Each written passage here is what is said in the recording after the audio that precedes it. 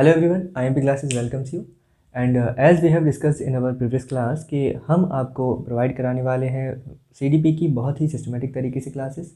तो जैसा कि हमने फर्स्ट क्लास में अपनी में देख ही लिया था कि हम ग्रोथ और डेवलपमेंट को बहुत अच्छी तरीके से डिस्कस कर चुके थे। कुछ हमने बाल विकास के बारे में भी जाना, उसकी अवधारणाओं के बारे में जाना था। तो अगर आपने वो क्लास नहीं देखी तो आप देख सकते हैं। और आज की क्लास में हम we are going to discuss about the theories of development कि कुछ जो डेवलपमेंट की थ्योरीज़ हैं यानी कि जो विकास के कुछ सिद्धांत हैं, इनसे डायरेक्ट क्वेश्चंस आपके टीईटी एग्ज़ाम में पुटअप हो जाते हैं। और कुछ क्वेश्चंस डायरेक्टली इस तरीके से पूछे जाते हैं कि यदि बालक का विकास सिर, गर्दन, हाथ और पैर की तरफ हो रहा है तो ये विकास के किस सिद्धांत से संबंधित है। तो इस तरीके से क्वेश्चन आपको इन सिद्धांतों से देखने को मिल सकते हैं। तो आइए स्टार्ट कर लेते हैं हमारी क्लास सेकंड को, और आप हैं IMP क्लासेस के साथ। और इससे पहले कि हम विकास के सिद्धांतों की ओर बढ़ते हैं, हम थोड़ी सी विकास की अवधारणा के बारे में समझ लेते हैं कि विकास आखिरकार होता क्या है। वैसे हम अपने प्रीवियस वीडियो में इसको काफ़ी अच्छी तरीके से डिस्कस कर चुके हैं। किसी भी बालक का अगर विकास हम कहना चाहें तो बालक में हो रहे परिवर्तन को ही हम क्या कह सकते हैं, विकास कह सकते हैं। और ये किसने कहा है, तो ये हरलॉक के अनुसार ये डेफिनेशन बताई गई है विकास की। तो आइए बढ़ते हैं हमारे पहले सिद्धांत की ओर, जो कि है निरंतर विकास का सिद्धांत। अब ये सिद्धांत जो है वो क्या कहता है कि development is a continuous process, कि मतलब डेवलपमेंट यानी विकास जो है वो जीवन पर्यंत तक चलने वाली प्रक्रिया है। ये हम पहले भी डिस्कस कर चुके हैं। और इस सिद्धांत में कुछ ऐसी खास बात ज़्यादा जानने की है नहीं, बस इसमें इतना ही है कि विकास जो है वो एक कंटिन्यूस प्रोसेस है, ये जीवन पर्यंत तक चलती रहती है। और विकास जो होता है ऐसा नहीं है कि विकास अचानक से हो जाता है या आकस्मिक रूप से हो जाता है। विकास जो है वो कंटिन्यूस धीरे धीरे धीरे धीरे करके क्रम से होता रहता है और जीवन पर्यंत तक ये जो प्रोसेस है वो चलती रहती है। अगला जो हमारा सिद्धांत है वो है विकास की दिशा का सिद्धांत। ये सिद्धांत जो है वो काफ़ी इम्पोर्टेंट बन जाता है क्योंकि बहुत बार क्वेश्चन इससे बने हुए हैं और आए भी हुए हैं TT एग्ज़ाम में। विकास का ये वाला सिद्धांत क्या कहता है कि development has its fixed direction, यानी कि विकास का जो दिशा है, विकास की दिशा है वो क्या होती है, एकदम फिक्स्ड होती है। तो कुप्पूस्वामी ने बताया है कि ये तो या फिर सिर से लेकर पैर की ओर चलेगा या फिर ये केंद्र से होकर परिधि की ओर होगा। ठीक है, तो इतनी बात कुप्पूस्वामी ने बताई हुई है। मनोवैज्ञानिक है एक, उनका नाम मैं लिख दे रहा हूँ यहाँ पे।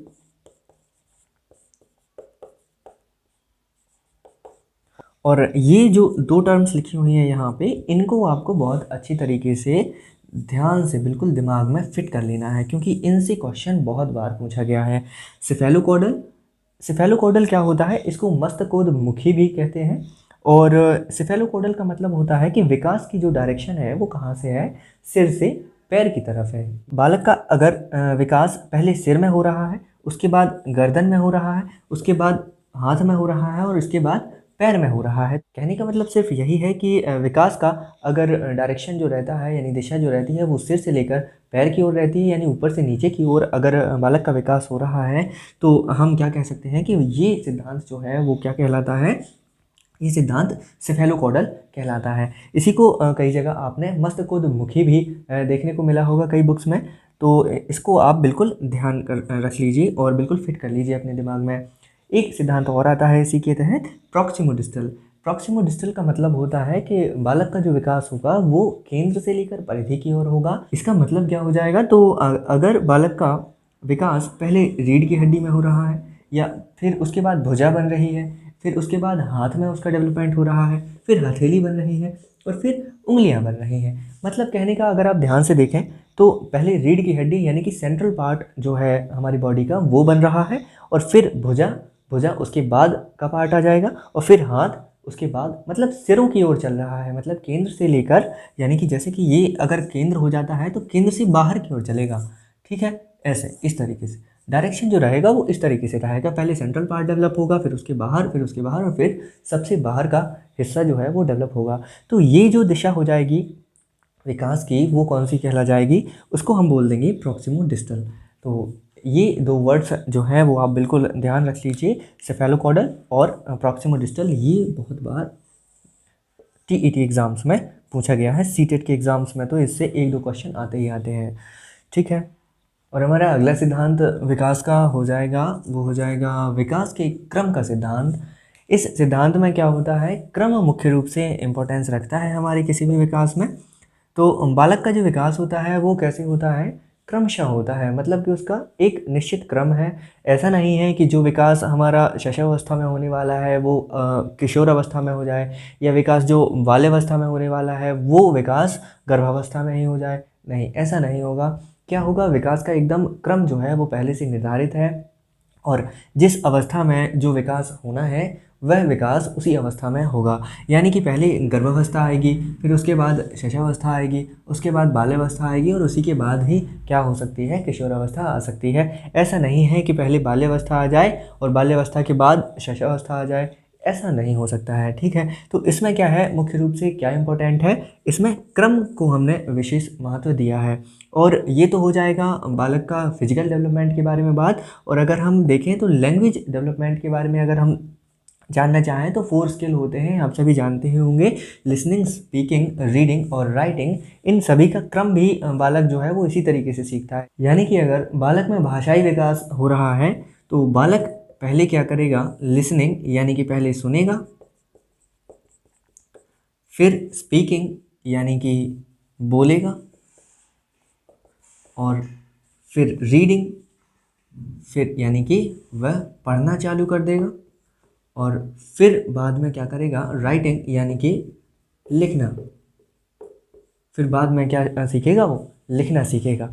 और अगर इस क्रम को आप इंग्लिश में ऐसे ही याद कर लेते हैं कि L for listening, S for speaking, R for reading और डब्ल्यू फॉर राइटिंग, तो इसको LSRW के क्रम में आप ऐसे ही अगर बोलेंगे, मेरे साथ बोलिए, अभी अभी बोल सकते हैं आप लोग, LSRW LSRW।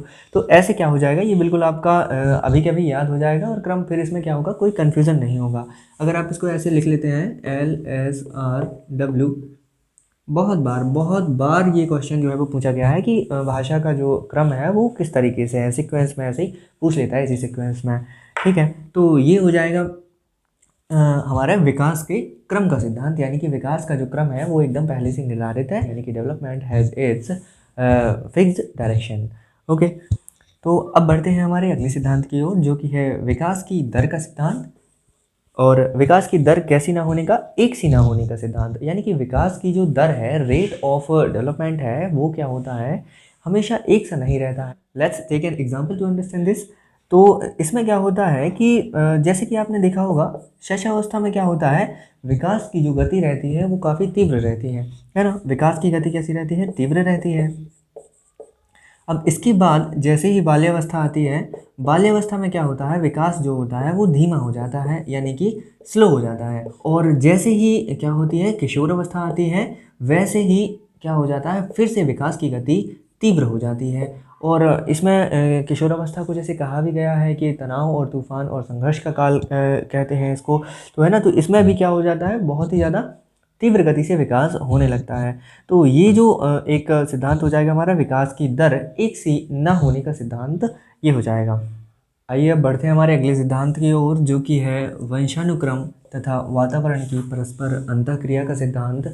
और इस सिद्धांत से आपने बहुत सारे क्वेश्चन जो है अपने क्वेश्चन पेपर में देखे होंगे कि इस तरीके से क्वेश्चन आता है कि बालक का विकास जो होता है वो प्रभावित करने वाले कारक कौन कौन से हैं।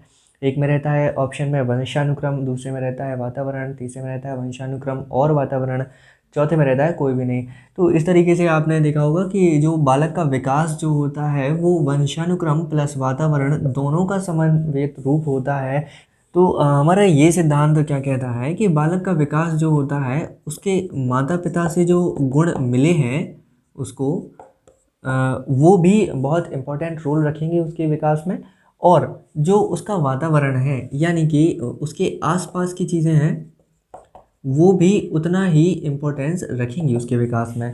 तो इस तरीके से हम कह सकते हैं कि बालक का विकास जो होता है वो न केवल वंशानुक्रम और न केवल वातावरण के कारण होता है, बल्कि वंशानुक्रम प्लस वातावरण, इन दोनों के ही कारण क्या होता है, बालक का विकास होता है। यानी कि दोनों ही कारक अपने आप में बहुत ज़्यादा इम्पोर्टेंस रखते हैं बालक के विकास में। और अब बढ़ते हैं हमारे अगले सिद्धांत की ओर, जो कि है चक्राकार या फिर वर्तुलाकार विकास का सिद्धांत। इस सिद्धांत के अनुसार क्या होता है, ये सिद्धांत क्या कहता है कि बालक की जो लंबाई में अगर कुछ वृद्धि होती है या कुछ परिवर्तन होता है तो उसके साथ साथ ही क्या होगा, बालक की चौड़ाई में भी क्या होगी, वृद्धि होगी। यानी कि बालक की अगर लंबाई जो है उसमें अगर कोई परिवर्तन आ रहा है तो बालक की चौड़ाई में भी साथ ही साथ परिवर्तन आएगा। ऐसा नहीं है कि पहले लंबाई बस उसकी बढ़ जाएगी और फिर बाद में चौड़ाई बढ़ेगी, नहीं, दोनों ही क्रियाएं क्या होंगी, परस्पर साथ में होगी। तो इसी सिद्धांत को क्या कहा जाता है, चक्राकार सिद्धांत कहते हैं या फिर वर्तुलाकार का सिद्धांत, विकास का सिद्धांत इसको कहा जाता है। आगे देख लेते हैं, हमारा जो 7 नंबर का सिद्धांत है वो हो जाएगा व्यक्तिगत विभिन्नता का सिद्धांत। इस सिद्धांत से भी आपने बहुत सारे क्वेश्चंस देखे होंगे कि व्यक्तिगत रूप से कोई बालक क्या होता है, एक जैसा कभी भी नहीं होता। आपने ऑब्जर्व भी किया होगा कि जो बालक, कुछ बालक जो होते हैं वो जल्दी बोलना सीखना चालू कर देते हैं और कुछ बालक रहते हैं वो 1 साल या 1.5 साल के बाद ही बोलना जो है प्रारंभ करते हैं। और यहाँ तक कि जो 2 जुड़वा बालक या बालिकाएं होती हैं उनमें भी आपको व्यक्तिगत रूप से काफ़ी सारा अंतर मिल सकता है या विभिन्नताएं आपको देखने को मिल सकती हैं। हो सकता है वो संवेगात्मक रूप से एक जैसे ना हो। तो ये सिद्धांत हमारा यही कहता है कि बालक का जो विकास होता है वो व्यक्तिगत रूप से एक जैसा नहीं होता, उसमें कुछ ना कुछ भिन्नताएँ जो हैं वो पाई ही जाएंगी। आइए जल्दी से देख लेते हैं अब हमारे कुछ और सिद्धांतों को, जो कि है 8वें नंबर का सिद्धांत। ये सिद्धांत क्या हो जाएगा, सामान्य से विशिष्ट क्रियाओं का सिद्धांत हो जाएगा। इसमें क्या होता है, बालक को हम पहले क्या सिखाते हैं, पहले सामान्य बातों को सिखाते हैं या फिर बालक पहले सामान्य बातों को सीखता है और फिर बाद में क्या होता है, विशिष्ट बातों को सीखता है। और इस सिद्धांत को हम किस अधिगम सूत्र से रिलेट करके पढ़ा सकते हैं या पढ़ सकते हैं, तो जैसे कि हो जाएगा, पहले बालक जो होता है पहले सामान्य बातें सीखता है, यानी पहले बालक क्या करता है, सरल बातों को सीखता है और फिर इसके बाद ही क्या होता है, वो विशिष्ट यानी कि कठिन बातों को सीख पाता है ना। तो इस तरीके से ये क्या हो जाएगा, विकास का सामान्य से विशिष्ट क्रियाओं का सिद्धांत हो जाएगा। यानी कि पहले बालक क्या करेगा, सरल क्रिया करेगा और फिर इसके बाद जो विशिष्ट क्रिया रहती है या फिर जो कठिन क्रिया रहती है ना, तो इसके बाद फिर वो विशिष्ट क्रियाओं को करेगा। तो इस तरीके से ये 8वें नंबर का सिद्धांत हो जाएगा। अगला सिद्धांत हो जाएगा हमारा विकास की भविष्यवाणी का सिद्धांत। तो जैसे कि एक मनोवैज्ञानिक ने कहा भी है कि बालक को जो बनना होता है वो 4 से 5 वर्ष की उम्र में ही बन जाता है। सिगमंड फ्रॉइड के द्वारा ये कहा गया है।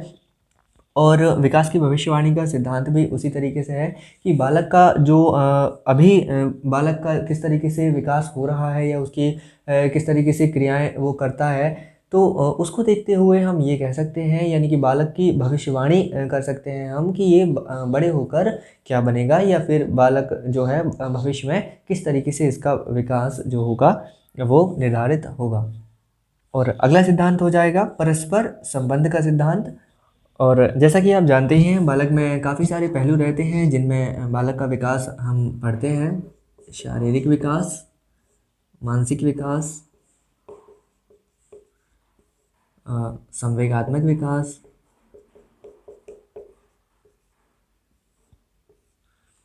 संवेगात्मक हो जाएगा और कौन सा बच गया, सामाजिक विकास। तो विकास के ये सारे जो पहलू हैं, बालक का शारीरिक विकास, मानसिक विकास, संवेगात्मक विकास या सामाजिक विकास, ये सभी पहलू कैसे रहते हैं, आपस में संबंधित रहते हैं। यानी कि इनका जो संबंध रहता है एक दूसरे से रहता है। ऐसा नहीं है कि कोई भी एक पहलू में विकास हो जाएगा और दूसरा पहलू अछूता रह जाएगा। तो परस्पर संबंध का सिद्धांत हमारा यही कहता है विकास का कि बालक में शारीरिक, मानसिक, संवेगात्मक या फिर सामाजिक विकास जो रहता है, इनमें आपस में बिल्कुल एक संबंध रहता ही रहता है। ठीक है, तो ये हो जाएगा परस्पर संबंध का सिद्धांत। और अगला सिद्धांत जो हो जाएगा एकीकरण का सिद्धांत होता है। इसमें ये होता है कि बालक के पहले अंगों का विकास होता है और फिर अंगों के जो और छोटे भाग हैं उनका विकास होता है। ये कुछ उसी तरीके से है जिस तरीके से प्रॉक्सिमल डिस्टल जो विकास का सिद्धांत होता है, कुछ कुछ वैसा ही है। तो इसको हम क्या कह देंगे, एकीकरण का सिद्धांत कह देंगे। तो ये हमने आज की क्लास में कुछ इम्पोर्टेंट सिद्धांत पढ़े, जो कि मुझे आशा है कि आपके लिए कुछ हेल्पफुल रहे होंगे ऑब्वियसली।